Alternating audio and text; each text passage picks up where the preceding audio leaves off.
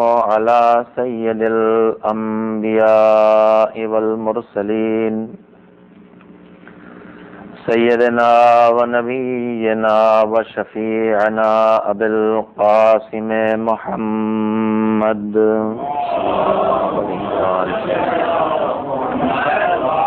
وآله الطيبين الطاهرين المعصومين المظلومين واللعنة الدائمة الباقية على أعدائهم أجمعين من الآن إلى يوم الدين. أما بعد فقد قال الله سبحانه وتعالى في كتابه الكريم وهو أصدق الصادقين وقوله الحق. بسم الله الرحمن الرحيم. أولئك على هدى من ربهم وأولئك هم المفلحون. صلوات بھیجے محمد محمد.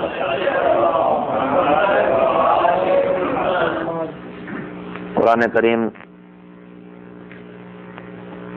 اپنے ابتدا میں لوگوں تک یہ پیغام پہنچا رہا ہے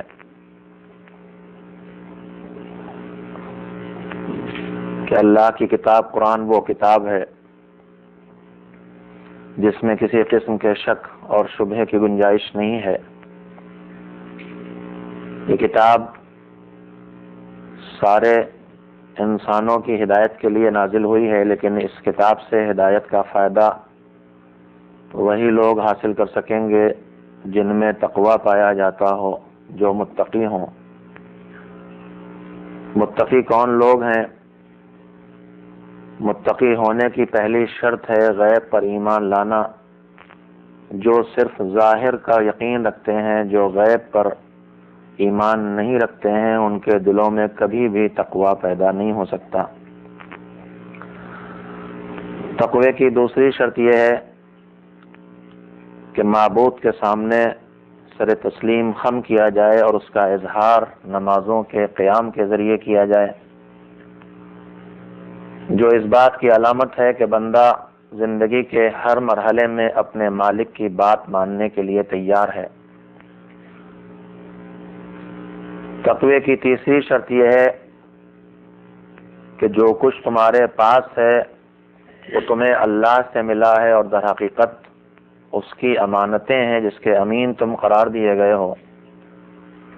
وہ ہرگز متقی نہیں ہو سکتا جو اللہ سے ملی ہوئی نعمتوں پر قبضہ کر کے بیٹھ رہے. متقی وہی ہو سکتا ہے جو اللہ سے ملی ہوئی نعمتوں میں سے کچھ نہ کچھ اسی کی راہ میں خرچ کرتا رہے. چوتھی شرط متقی ہونے کی یہ ہے کہ اپنے منمانے نظریات کو مان لینا اور اس کی ترویج کرنا یہ تقوی کی منزل پر کبھی نہیں لائے گا. اگر متقی بننا ہے تو اللہ کی طرف سے اس کے ان بندوں پر جنہیں اس نے ہدایت کے لیے بھیجا تھا، ان سارے نبیوں اور رسولوں پر اللہ نے جو کچھ نازل کیا ہے اس سب پر ایمان ہو، اور اس کے ساتھ ساتھ پیغمبر آخر حضرت محمد مصطفیٰ صلی اللہ علیہ وآلہ وسلم کی اوپر نازل ہونے والی ہر بات پر ایمان رکھا جائے. یہ انداز فکر نہ قائم کیا جائے کہ یہ ہمیں جچتا ہے، یہ ہمیں سوٹ کرتا ہے، یہ ہماری سمجھ میں آتا ہے تو ہم اسے مانیں گے، اور یہ ہماری سمجھ میں نہیں آتا ہے اس لیے ہم اسے نہیں مانیں گے. بلکہ جب یہ یقین ہو جائے کہ یہ حکم خدا ہے جو پیغمبر پر نازل ہوا ہے تو اس پر ایمان لایا جائے، تبھی تقوی پیدا ہو سکتا ہے. متقی ہونے کی پانچویں اور آخری شرط یہ ہے کہ انسان آخرت کا بھرپور یقین رکھے، آخرت کے سلسلے میں شک و شبہے کا شکار نہ ہو. اللہ نے اعلان کیا کہ جو لوگ اپنے اندر یہ 5 صفتیں پیدا کر لیتے ہیں وہی لوگ راہ ہدایت پر ہیں، اس ہدایت کے راستے پر جو اللہ کا بنایا ہوا راستہ ہے. اور یہی لوگ جو اپنے اندر یہ کمال پیدا کر لیتے ہیں جسے تقوی کہا جاتا ہے، یہی لوگ وہ لوگ ہیں کہ جو ہدایت کے راستے پر چل کر نجات حاصل کرنے والے ہیں اور کامیاب ہونے والے ہیں۔ میرے عزیزوں، میں نے اپنی گزارش اس مرحلے تک پہنچائی ہے کہ اب گفتگو اس منزل پر ہے کہ کتاب ہدایت جو قرآن کریم ہے، اس کتاب سے فائدہ اٹھانے کی بنیادی شرط ہے متقی ہونا۔ تقوی کے پانچ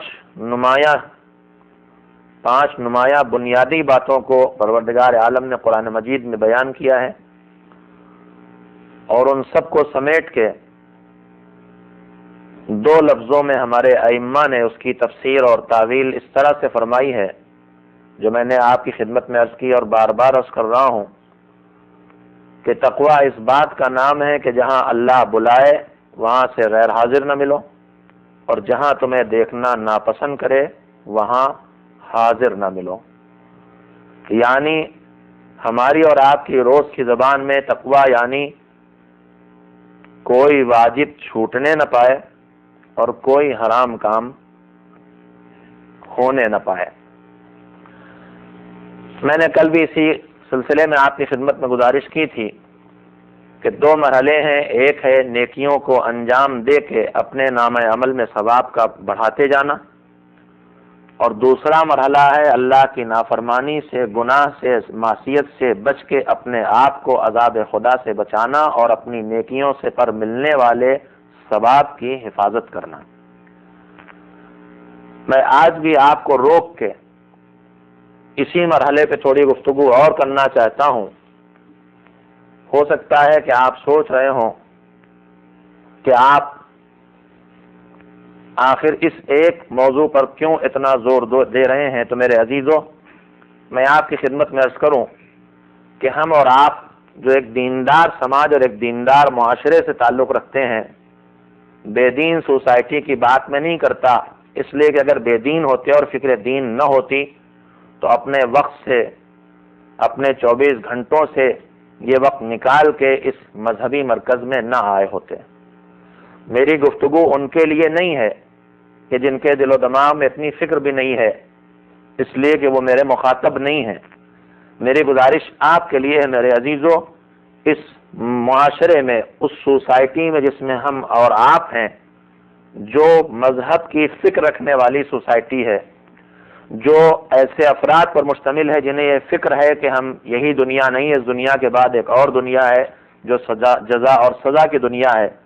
ہمارے اس مذہبی معاشرے میں تین ایسی کمزوریاں دیکھنے کو ملتی ہیں کہ جن کی طرف میں آپ کے ذہنوں کو متوجہ کرنا چاہتا ہوں تاکہ ہم اپنی ان کمزوریوں کو کم سے کم کر سکیں۔ کل میں نے پہلی گزارش کی تھی، پہلی کمزوری یہ ہے کہ جب ہمارے اندر دین کا جذبہ پیدا ہوتا ہے، جب ہمیں فکر دین پیدا ہوتی ہے، جب ہمارے دل و دماغ میں فکر آخرت پیدا ہوتی ہے، تو اس فکر آخرت کے نتیجے میں ہم نیکیوں کی طرف متوجہ ہوتے ہیں اور نیکیوں کے انجام دینے کی پوری فکر ہو جاتی ہے، لیکن جتنی فکر نیکیوں کے انجام دینے کی ہوتی ہے اتنی ہی فکر اپنے آپ کو گناہ سے بچانے کی نہیں ہوتی۔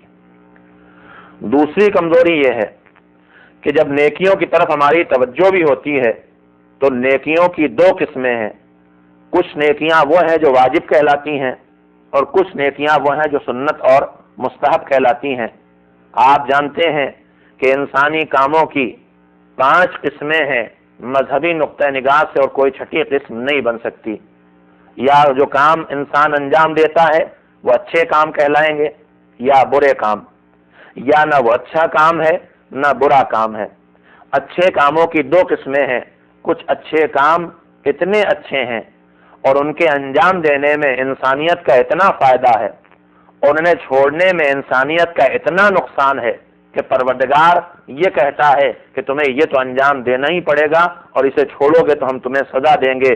ایسا اچھا کام واجب کہلاتا ہے، اور اگر اچھا کام ہے اور اس کے انجام دینے میں فائدہ بھی ہے لیکن اس کے ترک کرنے میں، چھوڑنے میں بہت بڑا نقصان نہیں ہے، تو معبود ایسے اچھے کام کو مستحب اور سنت قرار دیتا ہے کہ انجام دو گے تو ثواب تک پہنچو گے، لیکن ترک کرو گے تو ہم تمہیں کوئی سزا نہیں دیں گے۔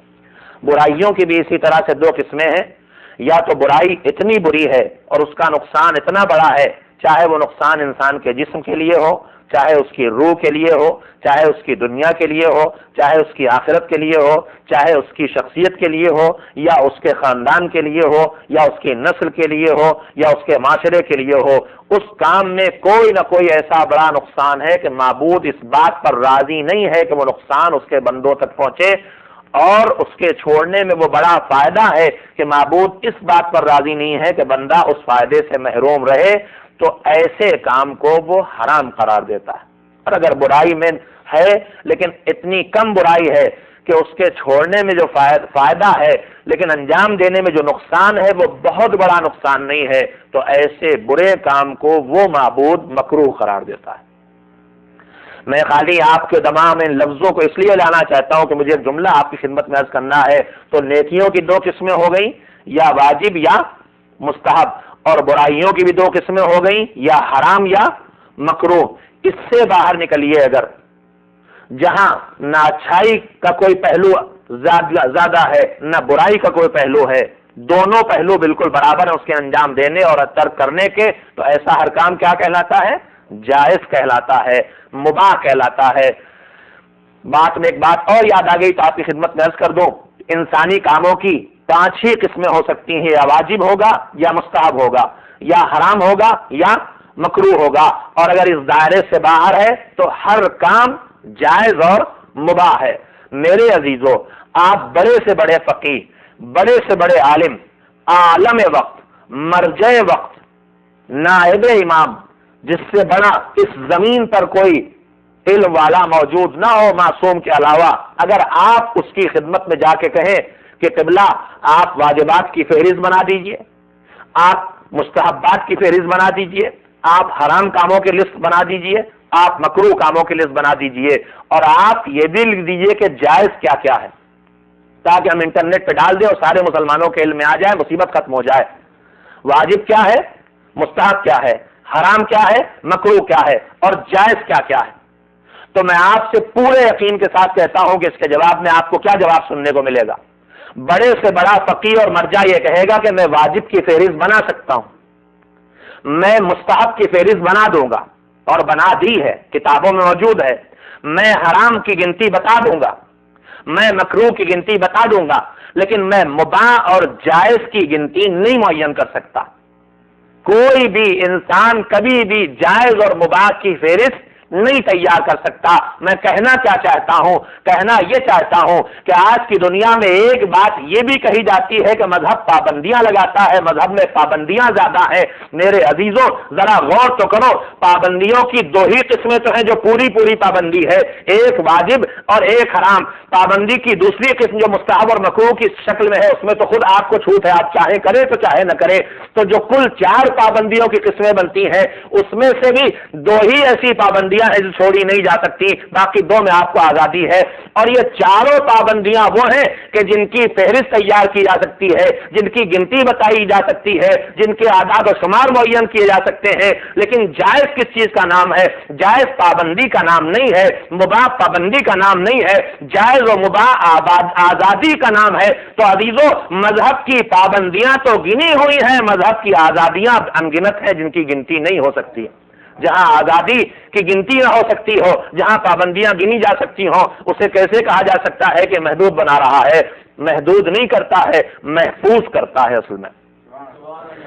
اصل میں محدود نہیں کرتا ہے، محفوظ کرتا ہے۔ یہ پابندیاں ہماری حفاظت کے لیے لگاتا، ہماری حد بندی کے لیے نہیں۔ تو بہرحال بات میں بات نکلے اور موضوع سے اتنی دور نہ چلے جائیں کہ بات مکمل نہ ہو سکے۔ میں نے کیا گزارش کی آپ کی خدمت میں اب تک؟ پہلی گزارش یہ کی، اور میں اپنی گزارش کو دہراتا اس لیے بھی ہوں کہ کچھ 5 منٹ کے بعد آنے والے ہیں، کچھ 10 منٹ کے بعد آنے والے، کچھ 15، تو اپ ڈیٹ کرتے رہنا چاہیے۔ جیسے موسم کا حال ہر 5 منٹ کے بعد بتایا جاتا ہے کہ بھائی اب 8:15 پہ ٹی وی کھولا ہے تو پھر دیکھ لیں، تو وہی ہماری مجالس کی صورتحال بھی ہے۔ ایک صلوات بھیجے محمد و آل محمد۔ ہے جس کے پاس جتنا وقت ہے میں اس کا شکر گزار ہوں. اس کی قوت برداشت کے اوپر ہے کہ وہ 1 گھنٹے کی برداشت رکھتا ہے یا 45 منٹ کی یا 35 منٹ کی. اسی بنیاد میرے خیال سے فیصلے کیے جاتے ہیں کہ کب پہنچا جائے. ایک صلوات اور بھیجے محمد وآل محمد.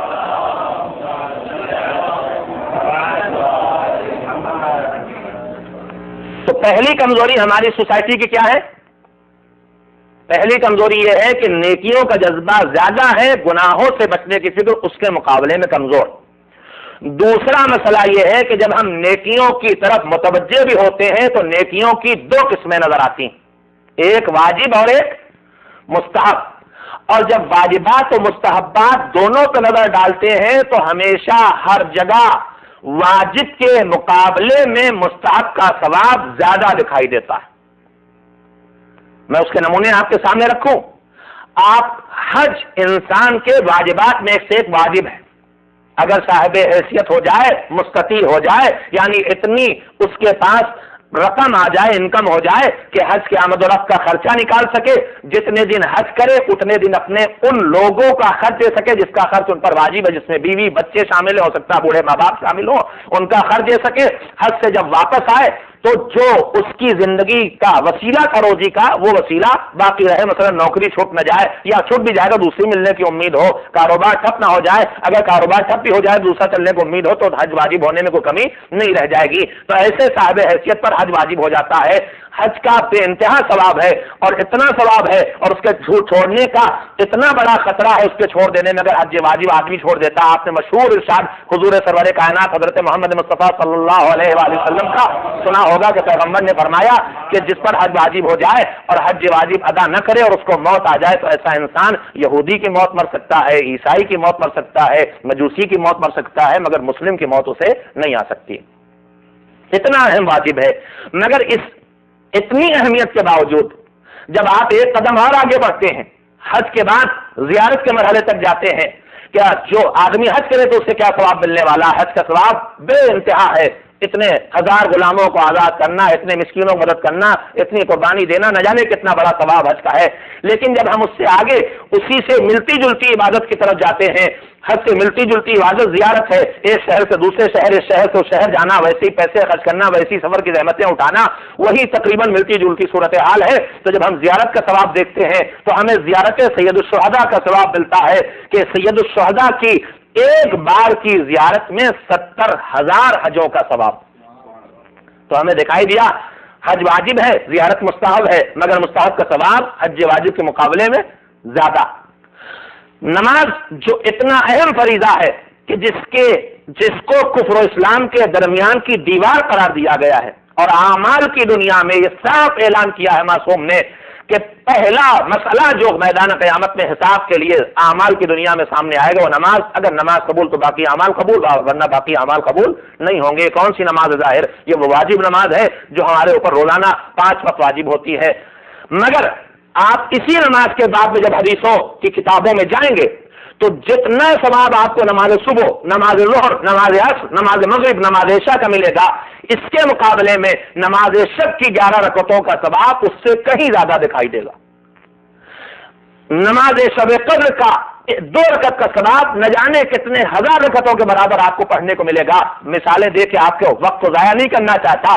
یہ ایک سچائی ہے عزیزو، آپ توجہ دیں کہ واجبات کے مقابلے میں مستحب کا ثواب ہر جگہ اس سے ملتے جلتے مستحب کا ثواب زیادہ دیکھنے کو ملتا ہے. اور چونکہ ہم عبادت کرنے چلتے ہیں تو کس لیے؟ یہ نماز پڑھیں گے جنت ملے گی، یہ روزہ رکھیں گے جنت ملے گی، یہ حج کریں گے جنت ملے گی، یہ مجلس کریں گے جنت ملے گی. تو چونکہ ہم ثواب کے لیے نیکی کرتے ہیں، لہذا جب ثواب مستحبات میں زیادہ دکھائی دیتا ہے تو ہم مستحبات کی طرف بڑھ جاتے ہیں، واجبات کی طرف ہماری توجہ کم ہوتی ہے. یہ دوسری کمزوری. میں آج فہرست سناؤں گا، ساری باتیں آج نہیں کروں گا، آپ گھبرائیں نہیں کہ پوری فہرست تھی 1 گھنٹے کی نہیں. فہرست سنا کے 1-2 تذکرے ایک موضوع متعلق کرنا چاہتا ہوں، باقی آئندہ آپ کی قوت برداشت کے اوپر. تیسری کمزوری یہ ہے کہ اللہ نے ہمارے اوپر جو فرائض اور جو ذمہ داریاں رکھی ہیں، ان حقوق اور فرائض اور ذمہ داریوں پر اگر نظر ڈالی جائے تو اس کی 2 قسمیں بنتی ہیں. یا وہ حق اور وہ ذمہ داری اور وہ فریضہ اس کا تعلق ہوگا خود اللہ کی ذات سے، یا اس کا تعلق ہوتا ہے بندوں کی ذات سے. مثلا نماز میرے اوپر واجب ہے تو یہ کس کا حق ہے؟ اللہ کا حق ہے، کسی اور کا حق نہیں اس میں شامل. یہ اور بات ہے کہ وہ کچھ اپنے بندوں کو اتنی عظمت دے دے کہ اس کے خالص حق میں بھی اسے شریک کر لے اور اعلان کرے کہ تشہد پڑھ کے اگر صلوات نہیں پڑھو گے تو تمہاری نماز قبول ہونے والی نہیں. یہ اور بات ہے. چلیے مجلس میں بھی صلوات پڑھ لیں، حرج کیا ہے؟ لیکن نماز اس کا خالص حق ہے، روزہ اس کا حق ہے. روزہ رکھنے سے میرے بندے کو کچھ ملنے والا نہیں ہے. زکوٰۃ کس کا حق ہے؟ پیداوار میں غلہ اتنا پیدا ہو جائے تو زکوٰۃ ہے، اتنے سونے کے سکے ہو تو زکوٰۃ ہے، اتنی بھیڑیں تمہارے پاس ہو تو زکوٰۃ ہے، اتنی کھجور کی پیداوار ہو جائے تو زکوٰۃ ہے. یہ زکوٰۃ کس کا حق ہے؟ زکوٰۃ 4 غلوں میں واجب ہوتی ہے، 3 جانوروں میں واجب ہوتی ہے اور 2 قسم کے معدنیات پہ، سونے چاندی پہ، بشرطے کہ ان کے سکے ہوں اور سکوں کی ایک مقدار معین ہے. 3 جانور ہیں، اونٹ ہے، گائے ہے، بکری، ان کی بھی گنتی ہے اور سب سے بڑی شرط یہ ہے کہ انہیں آپ کو چارہ خرید کے نہیں کھلانا پڑے، وہ اللہ کی اگائی ہوئی گھاس سے مفت کھا کے تیار ہو، تب زکوٰۃ واجب ہوگی. اگر آپ نے خرچ کیا ان کے اوپر زکوٰۃ نہیں. 4 غلوں میں جس میں سے 2 غلے اور 2 پھل ہیں. لوگ اکثر پوچھتے ہیں کہ مولانا خمس کے مسائل آپ لوگ بہت پڑھتے ہیں، زکوٰۃ کے کیوں نہیں پڑھتے ہیں؟ اور اس کے پیچھے خیال ہوتا ہے کہ خمس مولانا کو ملتا، زکوٰۃ انہیں نہ ملے اس لیے خمس پڑھتے ہیں. لیکن جو بے ایمان ہے وہ خمس بھی کھا سکتا ہے اور وہ زکوٰۃ بھی. آپ کی جیب سے اسے پیسے نکلوانا ہے تو زکوٰۃ کے نام سے نکلے چاہے خمس کے نام سے، اس کے لیے کوئی فرق نہیں پڑتا. لیکن زکوٰۃ کے مسائل شہروں میں اس لیے نہیں پڑھے جاتے ہیں کہ زکوٰۃ کے واجب ہونے کی جو شرطیں ہیں وہ شہری انسانوں پہ پوری نہیں ہوتی ہیں. آپ میں سے کون صاحب ہے جو سونے چاندی کے اتنے سکوں کے مالک ہوں، اور اگر مالک ہوں تو چپکے سے آگے بتا دیں گے مجھے، وہ سکہ جو مارکیٹ میں چلتا بھی ہو، اگر 100 سال پہلے 200 سال پہلے کا سکہ ہے اس میں نہیں، جو مارکیٹ میں اپنی حیثیت سکے کی حیثیت سے رکھتا ہو. کون صاحب ہے جن کے پاس مثلا 25 بھیڑیں ہیں اور وہ بغیر چارے کے پل رہی ہیں، زمین میں چر کے پل رہی، تو نہیں واجب ہوتا. 4 غلے گیہوں اور جو ہے 8.5 کوئنٹل کی پیداوار کم سے کم ہو. دیہات میں زکوٰۃ واجب ہوتی ہے، دیہات میں مسائل بیان کیے جاتے ہیں. اسی طرح سے انگور پیدا ہو یا کھجور پیدا ہو. تو زکوٰۃ کس کا حق ہے؟ اب پیداوار پر کہیں 20واں حصہ، کہیں 10واں حصہ، کہیں کوئی اور مختلف مرحلے ہیں، ہر جگہ 20واں حصہ بھی زکوٰۃ نہیں. زکوٰۃ کس کا حق ہے؟ زکوٰۃ بندہ نکال کے بندے کو دیتا ہے. خمس کس کا حق ہے؟ صاحب حیثیت جس کی زندگی کی گاڑی ضرورت قناعت کے ساتھ صحیح چل گئی اور کچھ بچ گیا تو اس پر غریب کا حق رکھا گیا ہے. یہ خمس کس کا حق ہے؟ بندے کا حق ہے. تو حقوق کی 2 قسمیں ہیں اللہ نے جو میرے ذمہ حق رکھے ہیں، یا اللہ کا حق ہے یا بندوں کا حق ہے. ہماری تیسری کمزوری یہ ہے کہ ہم حقوق کی طرف جب توجہ دیتے ہیں تو چونکہ اللہ سے ڈرتے ہیں کہ وہ کہیں سزا نہ دے دے، اس لیے اس کے حقوق کی طرف تو توجہ ہو جاتی ہے، مگر بندوں کے حقوق کی طرف کم توجہ ہوتی ہے. کتنے نمازی ہیں جو نماز پڑھتے ہیں مگر اپنے خمس کا حساب نہیں لگاتے. کتنے تلاوت قرآن کرنے والے ہیں جو تلاوت قرآن ان سے نہیں چھوٹتی ہے مگر غیبت کی طرف نہیں توجہ دیتے کہ غیبت بھی زبان سے نہیں ہونا چاہیے. تو ہم بندوں کے حق کی ادائیگی کی طرف کم توجہ دیتے ہیں، اللہ کے حق کی ادائیگی کی طرف زیادہ توجہ دیتے ہیں. یہ 3 مسئلے ہیں ہماری کمزوریوں کے، اور ان میں جب ہم غلط راستے پہ جاتے ہیں تو تقویٰ ہم سے ہٹ جاتا ہے، ہم متقی کے فہرست سے خارج ہو جاتے ہیں. میں آپ کی خدمت میں ان 3 موضوعات پر آہستہ آہستہ اس خاموشی سے اپنی گزارش کو پیش کرنا چاہتا ہوں کہ آپ تک بات پہنچ بھی جائے اور آپ کے دماغوں پہ تھکن بھی طاری نہ ہونے پائے جو اس وقت طاری کر چکا ہوں. لہذا میں تیزی سے آج کے موضوع سے 2-3 باتیں کہنا چاہتا ہوں. پہلی گزارش جو کل بھی تھی آج بھی اسے دوہراؤں. 3 کمزوریاں ہماری واجب کے مقابلے میں مستحب کو ترجیح دیتے ہیں. واجب کے مقابلے میں مستحب کو ترجیح دیتے ہیں. آپ ثبوت سننا چاہیں گے؟ روزانہ کی واجب نمازوں میں شاذ و نادر شرکت کرنے والا، اگر آپ کو مسلمانوں کی گنتی گننا ہے کہ شہر میں کتنے مسلمان آباد ہیں تو کون سی تاریخ مناسب اس کے لیے؟ عید کی ساری ٹوپیاں گن لیجئے. ہاں، رومال بندے ہیں سروں پہ، ٹوپیاں بنی ہیں. کیا ہے؟ عید کی نماز تو واجب نہیں ہے، غیبت امام میں واجب نہیں ہے. امام ظاہر ہو تو واجب ہے مگر اس میں سب سے بڑی تعداد دکھائی دے رہی. اسی طرح سے جو سال بھر نماز نہیں پڑھتا، شب قدر کے اعمال میں بہرحال اس کی شرکت ماحول کے نتیجے میں صحیح، اور اللہ کرے کم سے کم اتنا ہی جوڑا رہے، میں نہیں کہتا کہ یہ بھی چھوڑ دے، دکھائی دے گی. اسی طرح سے آپ جدھر چاہے نظر ڈال لیں، اپنے مال میں سے خمس کا واجب فریضہ ادا نہ کرنے والا نظر میں پیسے دل کھول کے خرچ کرنے پہ تیار ہے، جبکہ نظر مستحب ہے، جبکہ خمس اس کے مقابلے میں واجب ہے. انہی ائمہ کی نظر کر رہا ہے، اسی مال سے کر رہا ہے جس میں خدا نخواستہ ممکن ہے انہی امام کا حق ہو اور وہ مسکرا کے کہیں کہ میرا ہی حق قبضہ کر کے میرے ہی سامنے پیش کر رہا، کیسے قبول کر لوں؟ آپ خود انصاف سے بتائیے، اگر میں خدا نخواستہ آپ مصاحبہ کرنے آئے اور میں ہاتھ کی صفائی دکھاتا رہوں. $2 نکالے میں نے اور ایک جانماز خرید لی اور اس پہ جم کے نماز شب پڑھوں تو مجھے کیا ملنے والا؟ آپ خود اندازہ لگا لیں کہ اگر کسی بندے مومن کا حق بھی شامل ہو جائے تو وہ عبادت قابل قبول نہیں ہوتی. تو اگر وہ مال جس میں میرے امام کا حق ہے انہی کے سامنے ہم لے جا کے پیش کریں، یہ ہماری جرأت ہے کہ ہم انہی کے سامنے پیش کر دیتے ہیں، ورنہ ہمت نہیں ہونا چاہیے. تو واجب کے مقابلے میں مستحب کی طرف ہماری توجہ زیادہ ہے. کیوں؟ اس لیے اس کے پیچھے پوائنٹ وہی ہے کہ مستحب کاموں میں ہر جگہ ہمیں ثواب زیادہ دکھائی دیتا. آپ توجہ دیں، میں اپنی گزارش کو تیز رفتاری کے ساتھ عرض کروں. واجب کاموں کے مقابلے میں مستحب کا ثواب زیادہ دکھائی دیتا میرے عزیزوں، اور یہ بے شک سچائی ہے اور ہونا بھی چاہیے. مگر میرے عزیزوں مستحب کا ثواب پانے کے لیے واجب کے زینے سے گزرنا بھی ضروری ہے. اس بات کو میرے مربی میرے ماموں مولانا شیخ غلام عسکری صاحب قبلہ تابسرات جو یہاں تک نہیں آ سکے، سن 85 میں ان کا انتقال ہوا، اور علامہ سید ذیشان حیدر صاحب قبلہ جوادی ان کے نزدیک ترین دوستوں میں تھے. وہ بزرگ تھے علامہ جوادی سے، لیکن دونوں میں ایسے تعلقات تھے جیسے سگے بھائیوں میں ہوتے ہیں. انہوں نے اس بات کو جن لفظوں میں کہا میں آپ کے سامنے دوہراؤں، کہا مستحب میں واجب کے مقابلے میں اللہ نے زیادہ اجر رکھا اور ہونا چاہیے، مگر مستحب کے ثواب پانے کی ایک شرط ہے، اسے بھی سمجھ لینا چاہیے. آسان زبان میں بچوں تک کی بات سمجھ نہ آ جائے، بچیوں تک کی سمجھ نہ آ جائے. میں کارخانے میں کام کرتا ہوں، کارخانے میں میری مزدوری ہے مثلا $10 گھنٹہ. زیادہ تو نہیں بتا دی میں نے اپنے لیے؟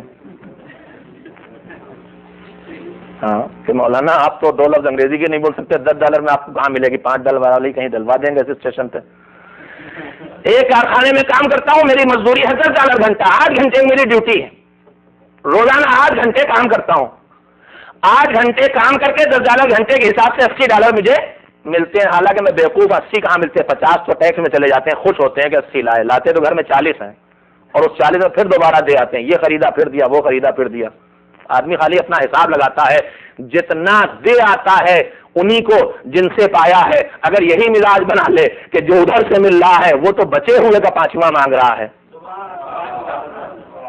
تو ادھر سے تو دینے میں کوئی کمی نہیں. نہ وہ گھنٹوں کی قیمت معین کرتا ہے، نہ دنوں کی قیمت معین کرتا ہے. ذرا اعتماد کی کمی کی بات ہے بس. $10 گھنٹہ میری مزدوری، 8 گھنٹے کی ڈیوٹی. کارخانے میں ایک دن کوئی بڑا آرڈر کہیں سے آ گیا اور کہا کہ 1 مہینے میں اس کی سپلائی ہونا، اور ہمارے کارخانے کی رفتار یہ ہے کہ جتنا بڑا آرڈر ہے وہ کم سے کم 2 مہینے میں بن پائے گا. ہمارے سپروائزر نے، مینیجر نے جمع کیا، بلایا اور کہا کہ کل سے اوور ٹائم کرنا پڑے گا. پہلے تو ہم چونکے، یہ کیا ہوتا ہے؟ کہا 8 گھنٹے کی ڈیوٹی کے بعد 4 گھنٹے اور کام کرنا ہوگا. ہم نے کہا تھک جائیں گے، کیا ملے گا کیا؟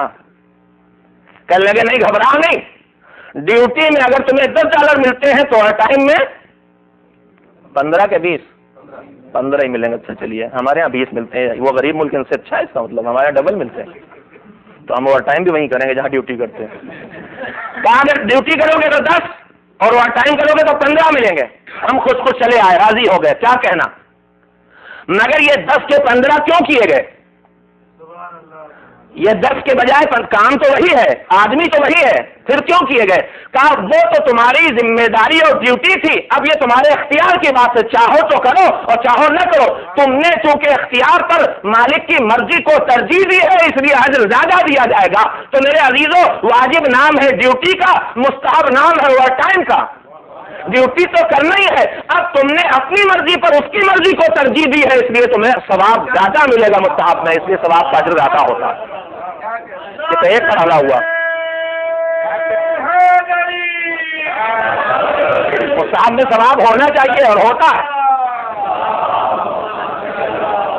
ایسے تو پورا ثواب ہی اس کے فضل و کرم کا تقاضا. باتوں میں بات نکلے گی تو اصل موضوع سے دور ہٹوں گا، لہٰذا آپ پر میرے اوپر آپ کا قرض رہا کہ ثواب ہمارا حق نہیں ہے، ثواب اللہ کا فضل ہے. ایک جملے میں یاد رکھیے، کبھی موقع ملے گا تو تشریح کر دوں گا کہ ثواب ہمارا حق نہیں ہے، ثواب اللہ کا فضل ہے. مگر وہ فضل کے اندر فضل کرتا ہے کہ ڈیوٹی کی جو قیمت دیتا ہے اوور ٹائم میں اس سے قیمت بڑھا دیتا ہے. اب میں ہوں چالاک آدمی، میں اگلے دن گیا مینیجر صاحب کے پاس، میں نے کہا مینیجر صاحب کل سے میں خالی اوور ٹائم کروں گا.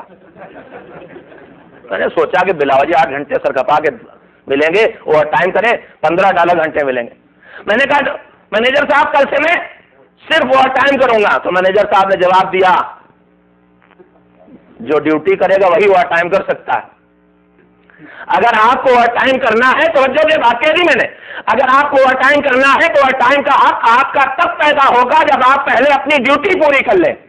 اگر ڈیوٹی نہیں کرتے تو اوور ٹائم کا حق پیدا نہیں ہوگا. میرے عزیزو، اگر مستحب اوور ٹائم کا نام ہے تو اوور ٹائم کرنے کی باری تو تب آتی ہے جب ڈیوٹی پوری کر لی جائے. پہلے واجب کو انجام دے لیا کرو، اس کے بعد لوگ بچے تو مستحبات کی طرف جایا کرو تاکہ وہ شرط پوری ہو جائے.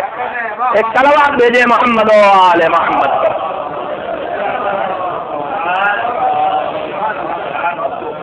تو ایک گزارش تو مجھے آپ کی خدمت میں کرنا تھی کہ ہمیشہ یہ دیکھ لیں کہ جس لائن پر ثواب کے جا رہے ہیں، کسی واجب کو اس لائن کے ترک کر کے اس کے مستحب کی طرف جا رہے ہیں تو اس شرط کو پورا نہیں کر رہے ہیں. واجب کے زینے پہ چڑھ کے مستحب کی بلندی تک پہنچنے کا راستہ اللہ نے بتایا ہے. معصومین نے بتایا ہے کہ حدیث قدسی میں ارشاد کیا ہے پروردگار نے کہ میرا بندہ واجبات اور فرائض کی ادائیگی کر کے مجھ سے قربت پیدا کرتا رہتا ہے، مجھ سے قریب ہوتا رہتا ہے، مجھ سے قریب ہوتا رہتا ہے. پھر واجبات کے مرحلوں سے آگے بڑھ کے جب مستحبات اور نوافل کی تک آتا ہے تو اتنی قربت مجھ سے پیدا کر لیتا ہے کہ میں اس کی وہ زبان بن جاتا ہوں جس سے وہ بولتا ہے، میں اس کی وہ آنکھ بن جاتا ہوں جس سے وہ دیکھتا ہے، میں اس کے کان بن جاتا ہوں جس سے وہ سنتا ہے، میں اس کے وہ ہاتھ بن جاتا ہوں جس سے وہ اپنے کاموں کو انجام دیتا ہے. آپ اندازہ لگائیے کتنا بڑا شرف ہے جو ہمارے انتظار میں ہے، بشرطے کہ ہم اس صحیح راستے سے بندگی کے راہ پر چلیں. تو ایک مسئلہ جو آپ کی خدمت میں عرض کرنا تھا میرے عزیزوں کہ نیکیوں کا جذبہ بڑھائیے، مگر نیکیوں کے جذبے میں اس بات کا خیال رکھنا چاہیے کہ کسی واجب کو چھوڑ کے کسی مستحب کام کو انجام دینے سے کچھ حاصل ہونے والا نہیں. مولا کائنات امیر المومنین حضرت علی بن ابی طالب علیہ السلام نے صاف لفظوں میں فرمایا ہے لا قربتا بالنوافل ما اضرت بالفرائض. ان نوافل کے ذریعے قطعاً قربت پروردگار حاصل نہیں کی جا سکتی ہے کہ جن نوافل کو واجبات کو توڑ کے انجام دیا گیا ہو، جو واجبات کو کا نقصان پہنچا کے انجام دیے جائیں، ایسے نوافل سے اللہ کی قربت حاصل نہیں ہو سکتی. دوسری گزارش، آج ساری گزارشیں نہیں کروں گا، آپ سے وعدہ کر لیا میں نے، حالانکہ مولوی کے وعدے پہ اعتبار کرنے والے سادہ لوگ ہوتے ہیں. ایک صلوات بھیجے محمد والے.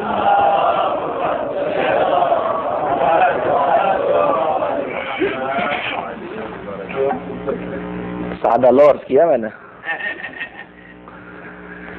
دوسری گزارش جو کل بھی تھوڑا سا اس کا حصہ عرض کیا تھا میں نے کہ میرے عزیزوں، نیکیوں کے انجام دینے کے مقابلے میں خاص کر کے اس سوسائٹی اور اس ماحول میں توجہ دینے کی ضرورت ہے گناہوں سے اپنے آپ کو بچانے پر.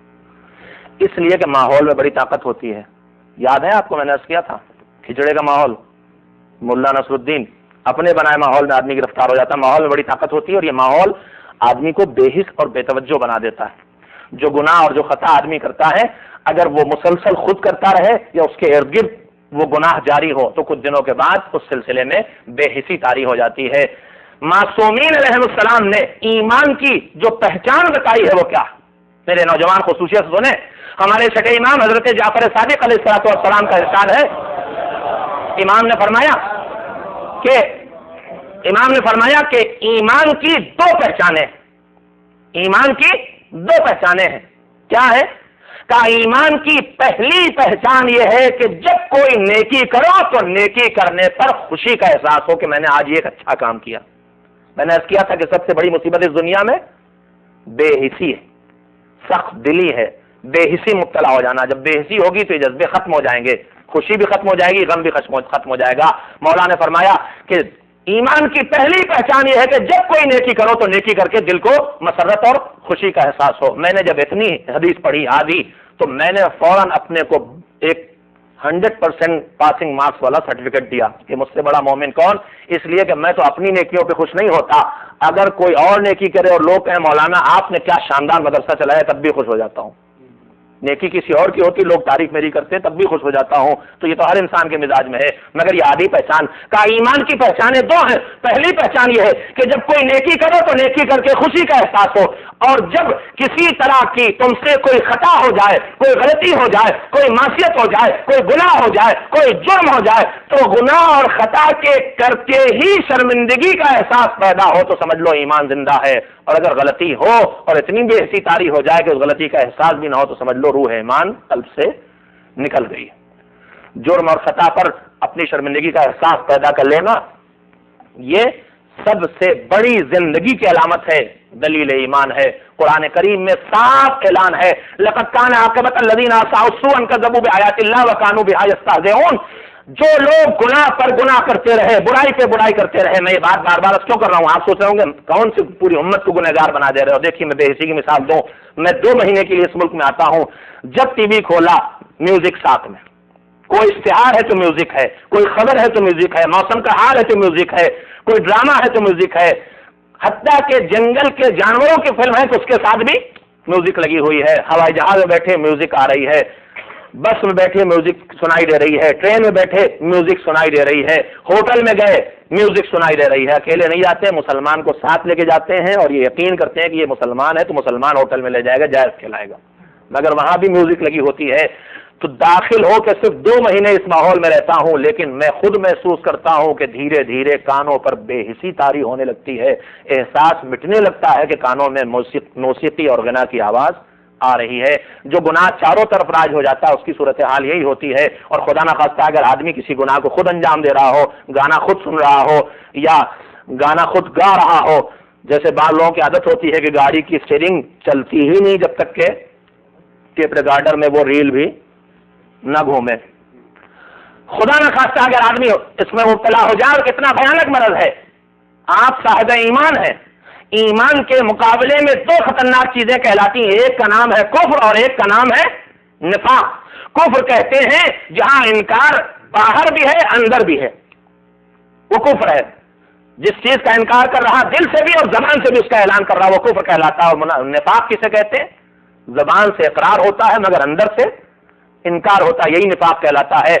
غنا، میوزک، موسیقی، گانا کے جو حرام حصے ہیں اس کے لیے امام کا یہ صاف ارشاد ہے کہ جیسے کہیں سبزی لگائی جائے، آپ گھروں میں پھول لگاتے ہیں، پتیاں لگاتے ہیں، کیاریاں بناتے ہیں، اس کے لیے مٹی اچھی ہونا چاہیے، اس میں کھاد ڈالی جاتی ہے، اس میں جو سب سے اہم اور ضروری چیز ہوتا ہے، ہر دروازے پہ گھاس ہوتی ہے، روز پانی دیا جاتا ہے، اور پانی اتنی تیزی سے اس کو بڑھاتا ہے کہ آج اتنا بڑا پودا تھا، کل اتنا بڑا، پرسوں اتنا بڑا۔ فرمایا جیسے سبزی کو پانی ملتا ہے تو پانی، سبزی جس تیزی سے پانی ملنے سے بڑھتی ہے، اسی طرح سے یہ غنا اور یہ میوزک دلوں میں نفاق کو آگے بڑھاتا ہے، یعنی آدمی کا ظاہر اسلام کا رہ جاتا ہے، آدمی کا باطن اس کے خلاف چلا جاتا ہے۔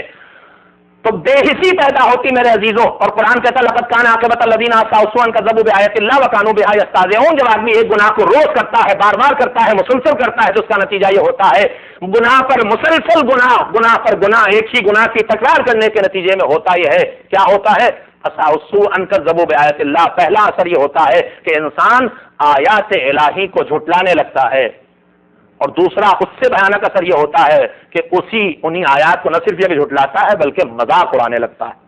اگر آپ کو معاشرے میں ایسے لوگ ملیں جو مذہب کے بعض مسائل کو جھٹلائیں یا ان کا مذاق اڑائیں تو آپ محسوس کر سکتے ہیں اس بات کو کہ کسی ایک غلطی کی تکرار نے ان کو اس منزل تک پہنچایا ہے۔ میں نے کل عرض کیا تھا گناہ کا خطرہ، گناہ کا خطرہ پہلا یہ ہے کہ وہ عذاب تک لاتا ہے، اور دوسرا خطرہ یہ ہے کہ نیکیوں کو تباہ کر دیتا ہے، اور فائدہ گناہ کے چھوڑنے کا یہ ہے کہ عذاب سے بچاتا ہے اور ثواب تک پہنچاتا ہے۔ اب آپ کے ذہنوں کو بھی ذرا سے ہلکا کر دو، تھوڑی سی تھکن بھی آپ کی کم کر دو۔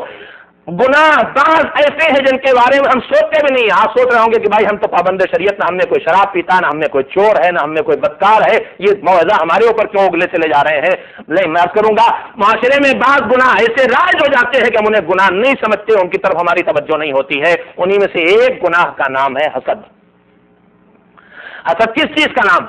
اللہ نے ہر انسان میں جذبہ دیا ہے، ترقی کا جذبہ، دوسرے کو اپنے سے بہتر دیکھ کے بہتر بننے کا جذبہ۔ جب اسی جذبے کا غلط استعمال شروع ہوتا ہے تو وہی جذبہ حسد کہلاتا ہے۔ اچھا جذبہ یہ ہے مجھ سے زیادہ ذی علم دکھائی دے تو میں اپنے علم کو بڑھا کے اس کے علم کی منزل تک پہنچ جاؤں، مجھ سے بڑا کاروبار کرتا دکھائی دے تو میں اپنے کاروبار کو بڑھا کے اس کے کاروبار تک پہنچ جاؤں۔ لیکن برا جذبہ یہ ہے کہ میری دکان بڑھے نہ بڑھے، اس کی دکان ڈاؤن ہو جائے۔ ہمارے اندر یہی کمی ہے، یہ خدمت دین کر رہے ہیں، یہ صدر ہو گئے، یہ سیکریٹری ہو گئے، یہ خزانچی ہو گئے، یہ خدمت کر رہے ہیں۔ اب اچھا جذبہ یہ ہے کہ میں بھی قوم کی اتنی خدمت کروں کہ لوگ مجھے ادارے کا صدر بنا لے۔ کمزور جذبہ یہ ہو سکتا ہے کہ اس صدر کو کھینچ لیا جائے، نیچے پہنچا دیا جائے۔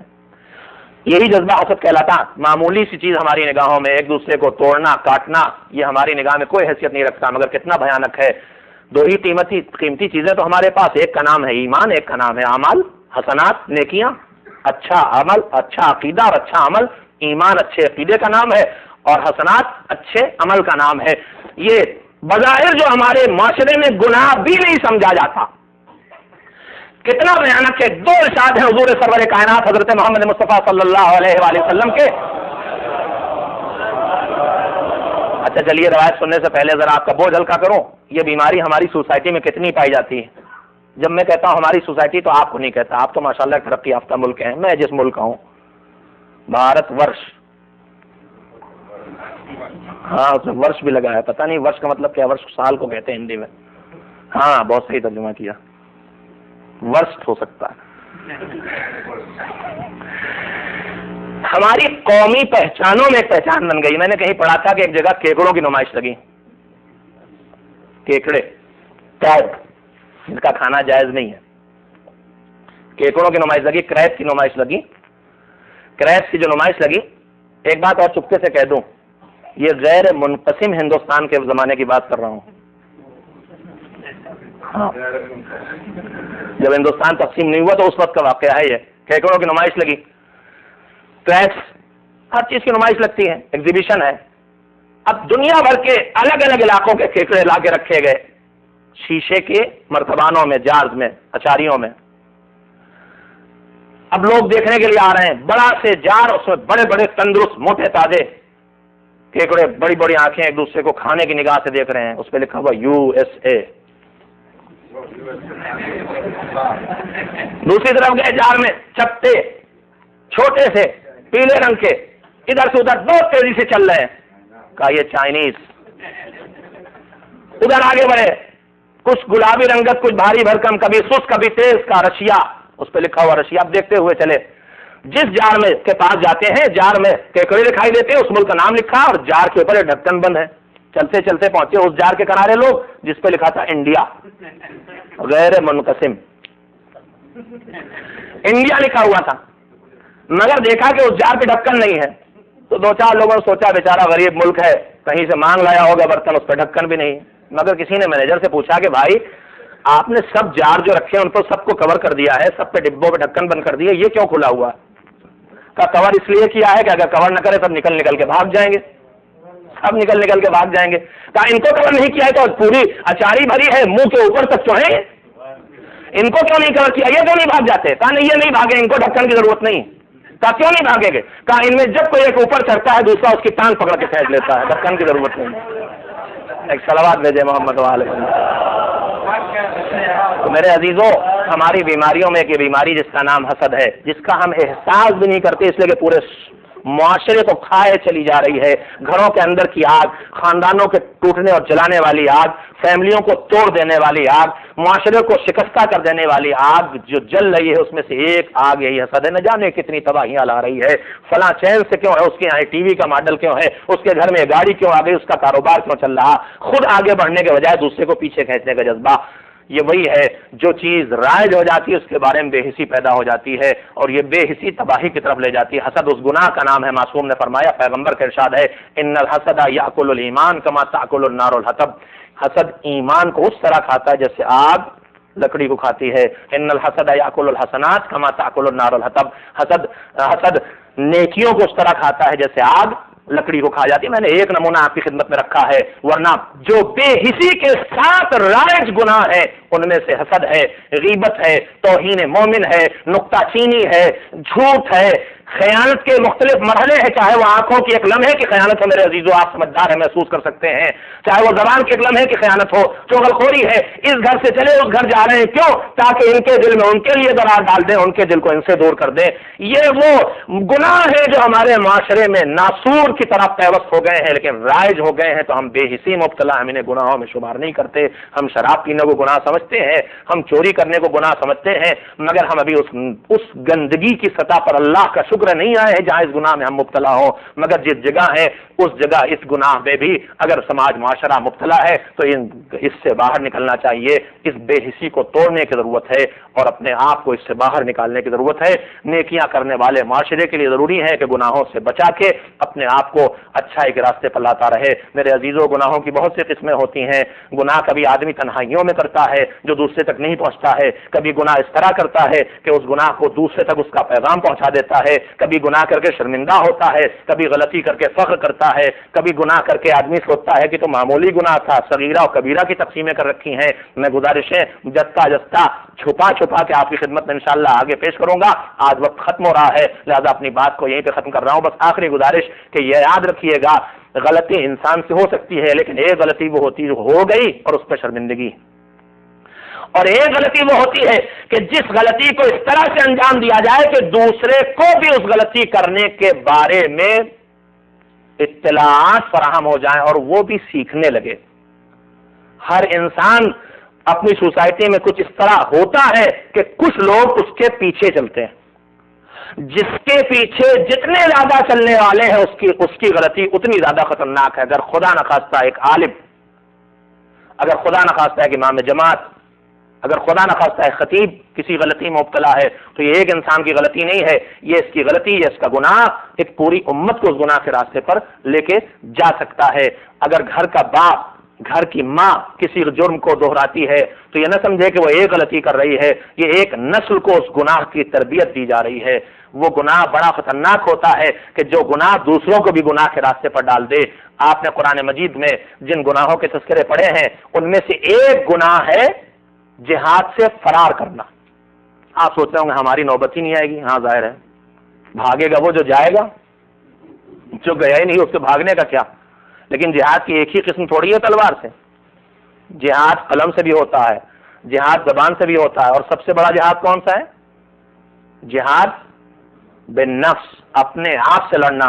اسے جہاد اکبر قرار دیا پیغمبر نے۔ آپ نے 12 علماء سے سنا ہوگا کہ لڑے ہوئے، تھکے ہوئے، زخمی، خون میں ڈوبے ہوئے، چکناچور، ٹوٹی تلواریں لیے ہوئے، ٹوٹی ڈھالیں لیے ہوئے مجاہد مدینے میں واپس آئے۔ پیغمبر نے فرمایا مرحبا مرحبا ان لوگوں کو، خوش آمدید جو جہاد اصغر کر کے آئے ہیں اور جہاد اکبر انہیں کرنا ہے۔ لوگوں نے کہا آقا گردنیں کٹائی، ہاتھ کٹائے، سینوں پہ برچیاں کھائیں، آپ اسے چھوٹا جہاد کہہ رہے ہیں، بڑا جہاد کیا ہے؟ کہا بڑا جہاد اپنے نفس سے جہاد، خواہشات سے ٹکرانا، اپنے دماغ کی فکروں سے ٹکرانا، اللہ کی رضا کی فکر کرنا، اللہ کی مرضی کے مطابق عمل کرنا۔ تو جہاد کے میدان میں تو ہم سب ہیں، اور سب سے بڑے جہاد کے میدان میں ہے جہاں زیادہ ٹکراؤ پیدا ہو حکم خدا سے، وہ بڑا میدان جہاد ہے۔ اور یہاں سے فرار کیا ہے؟ یہاں سے فرار یہ ہے کہ حکم خدا کو چھوڑا جائے، ماحول کے دھارے میں بہا جائے، اللہ کی مرضی کے خیال نہ کیا جائے، سوسائٹی کو دیکھا جائے کہ لوگ کیا کہہ رہے ہیں، اچھا کہہ رہے ہیں کہ برا کہہ رہے ہیں۔ تو جہاد سے فرار کے بارے میں آپ اگر قرآن میں پڑھیں گے تو قرآن مجید نے ہر گناہ کی سزا میں جہنم کا تذکرہ کیا ہے، مگر جہاد سے فرار کے سلسلے میں ایک عجیب و غریب فقرہ ہے۔ بھاگنے والوں کو جہنم کی سزا کی اطلاع تو دی گئی ہے، اس کے بعد ان کے اوپر غضب خدا کے نازل ہونے اور لعنت کا تذکرہ کیا گیا۔ آخر ایسی کون سی بات ہے کہ میدان جہاد سے بھاگنے والا صرف جہنم کی سزا کا مستحق نہیں بلکہ غضب کا مستحق ہے؟ غضب الہی کا اعلان اس کے لیے، لعنت پروردگار کا اعلان قابل توجہ بات ہے۔ عزیزو توجہ دیں گے آپ، میرا ہر بھائی اور میری ہر بہن بھی میری بات کو سنیں۔ میدان جہاد سے بھاگنے والا لعنت اور غضب الہی کا مستحق کیوں قرار پایا؟ صرف جہنم کی سزا کے اعلان پہ اکتفا کیوں نہیں کی گئی؟ بات کیا ہے؟ اگر میدان جہاد سے ایک آدمی بھاگتا ہے تو جب ایک آدمی کے قدم میدان جہاد سے اکھڑتے ہیں تو اس کا نتیجہ یہ ہوتا ہے کہ اس اکھڑتے ہوئے قدم کو 100 نگاہیں دیکھتی ہیں، 1000 نگاہیں دیکھتی ہیں۔ ایک قدم اکھڑتا ہے تو 1000 نگاہوں کے دماغوں میں یہ خیال آتا ہے کہ ہم بھی یہاں سے ہٹ سکتے ہیں۔ ایک ہٹتا ہے تو دوسرا ہٹتا ہے، تیسرا ہٹتا ہے، چوتھا ہٹتا ہے۔ اگر خالی اکیلا ہٹتا تو اسے ایک سزا ملتی، لیکن اس نے دوسروں کو بھی معصیت الہی کا راستہ دکھایا ہے، لہذا یہ لعنت کا مستحق ہے، یہ غضب کا مستحق ہے۔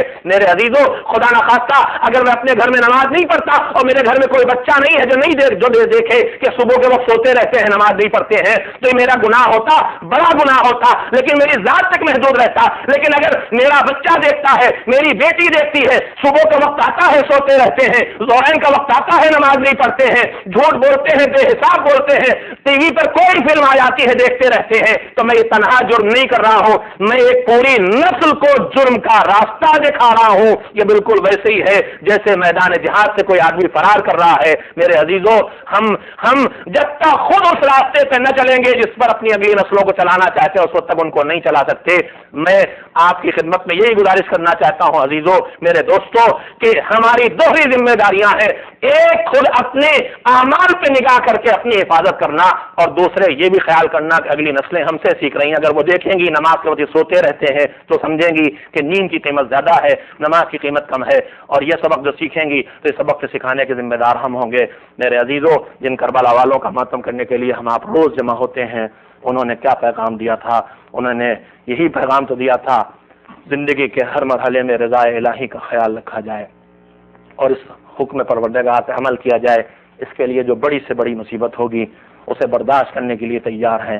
ذمہ داری کی ایک عمر ہوتی ہے, عورتوں کے لیے 9 سال کی عمر ہوتی ہے, مردوں کے لیے 15 سال کی عمر ہوتی ہے, مگر کربلا میں تو عجب طرح کی ذمہ داریاں تھیں. 6 مہینے کا کمسن بچہ بھی اپنی ذمہ داری ادا کر رہا تھا, 3 سال کی حسین کی بیٹی بھی اپنی ذمہ داری ادا کر رہی تھی. یہ وہ ایام ہیں جن میں حسین کا قافلہ عالم سفر میں گزر کے شام کے دربار تک پہنچا ہے. میں مسلسل وہ تذکرے کر رہا ہوں کہ جہاں وہ قربانیوں کی منزلیں نظر آتی ہیں. میرے عزیزوں, میں نے شاید آپ کی خدمت میں پہلے دن عرض کیا تھا کہ 11 محرم کا حسین کا قافلہ جب کربلا سے چلنے لگا ہے تو بے کجاوا بے اماری اونٹوں کو لے کے شمر آیا. کہا آؤ زینب تمہیں سوار کر دیں. زینب کبریٰ نے کہا تو ہٹ جا, ہم خود سے سوار ہو جائیں گے. ساری بیویوں کو سوار کیا اور آخر میں تنہا زینب خود اونٹ پہ سوار ہوئی. قافلہ ادھر سے گزارا گیا جدھر شہداء کے لاشیں پڑے ہوئے تھے. بیویوں نے خود کو گرایا. زینب بھی اپنے بھائی کے بے سر کے لاشیں کی طرف چلی اور فریاد کرتی ہوئی چلی, نانا رسول اللہ, آپ کے نواسے کی لاش کربلا کے میدان میں بے گور و کفن پڑی ہے. آپ پہ ملائکہ سماوات درود و سلام پڑھتے تھے. آپ کی بیٹیاں قیدی بنا کے ننگے سر لے جائی جا رہی ہیں. وہاں پڑھتے پڑھتے بھائی کے بے سر کی لاش پہ نظر پڑی تو بھائی کا پیغام یاد آیا تھا. پلٹ کے بھتیجے کی طرف آئیں. بیمار بھتیجے کے چہرے پر ایک آتا رنگ ایک جاتا رنگ دیکھ کے بے چین ہوئی. بیٹا تم دل کو سنبھالو, تمہاری یہ صورتحال کیا ہے؟ زینب نے کنبے کو سنبھالا. کنبے کو سنبھال کے مقتل سے قافلے کو لے کے آگے بڑھی ہیں زینب. صاحب ریاض القدس نے لکھا ہے اس قافلے میں حسین کی 3 سال کی کمسن بچی سکینہ, وہ سکینہ کہ جب خیمے جلے تھے تو گھبرا کے خیموں کے درمیان سے نکلی تھی, کرتے کے دامن میں آگ لگی تھی, جس کے ننھے کانوں سے باپ کے ہاتھوں سے پہنائے ہوئے گوشوارے چھینے جا چکے ہیں, جس کو رخساروں پہ تماچے لگائے گئے, جس کی پشت تازیان اس زخمی 3 سال کی بچی کے بارے میں ماں باپ محسوس نہیں کر سکتے. زخمی, پیاسی, بے چین باپ کی لاش جس نے رات کی تاریکی میں ڈھونڈ لی تھی. رات کی تاریکی میں کمسن بچی بابا کو تلاش کرتی ہوئی جا رہی تھی. ایک مرتبہ آواز آئی تھی, الیا میری بیٹی, میرے بچی ادھر آ جا. زینب یتیمہ کو باپ کی لاش سے واپس لے آئی تھی. وہ سکینہ اب کربلا سے آگے بڑھ رہی ہے, ماں کی گود میں, پھوپھی کی گود میں بیٹھی ہوئی بچی. صاحب ریاض القدس نے لکھا ہے کہ ایک مرتبہ چلتے ہوئے قافلے کو ظالم نے روکا. شمر آگے بڑھا, کہا میں نے سنا ہے اس قافلے میں حسین کی کمسن بچی ہے جس سے حسین بہت محبت کرتے تھے. حسین اپنے سینے پہ سلاتے تھے. حسین کو اس وقت تک نیند نہیں آتی تھی جب تک کہ بچی سینے پہ نہ آ جائے. کسی نے بتایا ہاں وہ اپنی ماں اپنی پھوپھی کی آغوش میں بیٹھی ہوئی ہے. شبر آگے بڑھا, اونٹ کو بٹھایا. ظالم نے ایک مرتبہ بچی کو ماں کی گود سے کھینچ لیا, بچی کو ماں کی گود سے کھینچا, ایک ننگی پیٹھ کے اونٹ کو زمین پہ بٹھایا. کم سے 3 سال کی بچی کو اس اونٹ پہ بٹھا دیا. یہ کاہے کی سزا دی جا رہی ہے؟ حسین کی محبت کی سزا دی جا رہی ہے. اونٹ اٹھنے لگا, بچی لڑکھڑائی, اماں سنبھالو, میرے بھیا مجھے گود میں لے لو, میری پھوپھی اماں میں گری جاتی ہوں مجھے گود میں لے لو. جیسے جیسے اونٹ آگے بڑھتا ہے قدم قدم پہ بچی لڑکھڑاتی ہے. 3 سال کی کم سے بچی اونٹ کی بلندی پر نہ کجاوا ہے نہ ہماری ہے, فریاد کر رہی اماں گود میں لے لو, بھیا گر جاؤں گی مجھے سنبھال لو, میری پھوپھی اماں مجھے آغوش میں لے لو. چند قدم جو قافلہ آگے بڑھا، ظالم نے قافلے کو پھر روکا۔ میں سمجھا، روایت کا یہ حصہ پڑھ کے میں سمجھا کہ ظالم کو رحم آ گیا ہے، بچی کو اٹھا کے ماں کے حوالے کر دے گا، مگر ایک مرتبہ ظالم نے اونٹ کو بٹھایا زمین پر، کمسن بچی کو سینے کے بل اونٹ کی ننگی پیٹھ پہ لٹایا، رسیوں سے کمسن بچی کو جکڑ دیا۔ چند منزلوں کے بعد جب قافلہ رکا، بچی اتاری گئی تو سینے کی خون سے کرتا رنگین تھا۔ یہ حسین کے سینے پر سونے کی سزا مل رہی تھی بچی کو، مگر قربانیاں دیتے ہوئے قافلہ آگے بڑھتا رہا۔ وَسَيَعْلَمُ الَّذِينَ ظَلَمُوا أَيَّ مُنقَلَبٍ يَنقَلِبُونَ أَلَا لَعْنَةُ اللَّهِ عَلَى الْقَوْمِ الظَّالِمِينَ۔ الہی